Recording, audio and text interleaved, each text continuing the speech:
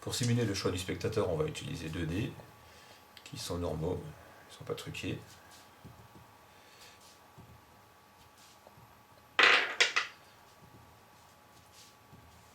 Voilà, ok. Et on va utiliser un jeu normal avec toutes les cartes différentes que je vais mélanger. Et on va prendre quelques cartes. Je vais disposer sur la table. Et on va demander au spectateur d'en choisir une. 8. 1, 2, 3, 4, 5, 6, 7, 8. Donc, 10 de pique, je vais lui demander de me dire stop. Je mets stop par exemple ici. Et je vais lui demander, je vais lui poser quelques questions, je vais lui demander si c'était du cœur, du pique, du trèfle ou du carreau. Cœur, pique, trèfle, carreau, cœur. C-O-E-U-R. Est-ce que c'était du rouge ou du noir? On va dire rouge pair, noir impair. Pair, donc ça sera rouge. R-O-U-G-E.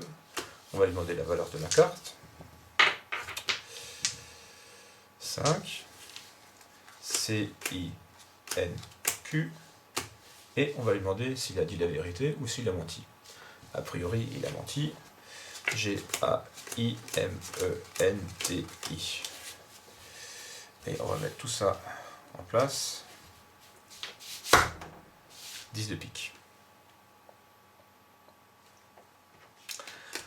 Ensuite, on va prendre quelques cartes sur le fond du paquet et on va poursuivre avec quelque chose un petit peu différent.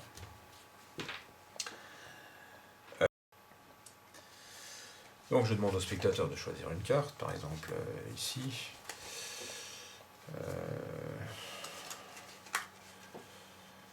Le roi de carreau. Voilà, on met dans le jeu, par exemple là. Et on va mélanger. Voilà, maintenant on va préparer le détecteur de mensonges.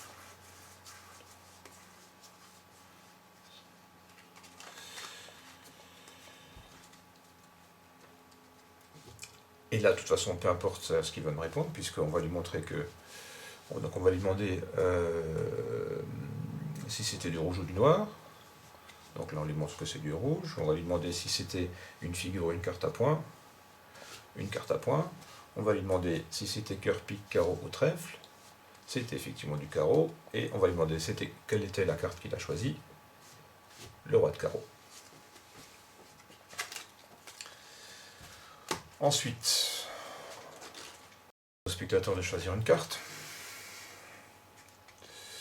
En me disant stop où il a envie. Par exemple ici. Et on va lui demander de mettre sa carte dans une enveloppe. Qui est vide évidemment. Et ensuite,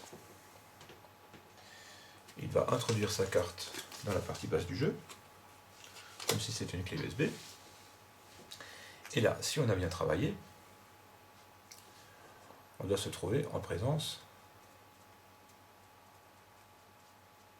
d'un tour parfait. Mais alors, qu'est-ce que c'est qu'un tour parfait?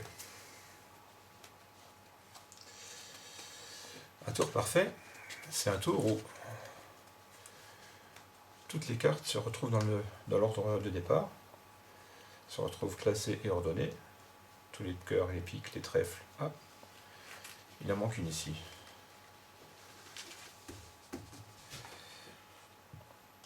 Et bien sûr, s'il manque une carte, c'est parce que c'était la carte choisie. Et si le tour est parfait, on avait tout prédit.